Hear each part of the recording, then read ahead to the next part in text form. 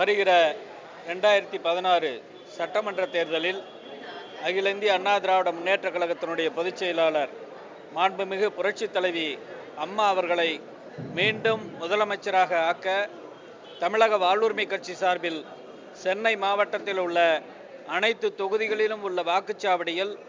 அஇஅதிமுக பொறுப்பாளர்களோடு இணைந்து வெற்றிக்காக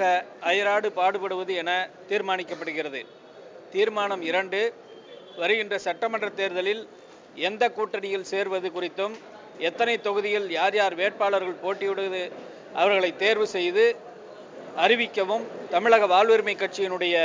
நிறுவன தலைவர் வேல்முருகன் அவர்களுக்கு இப்பொதுக்குழு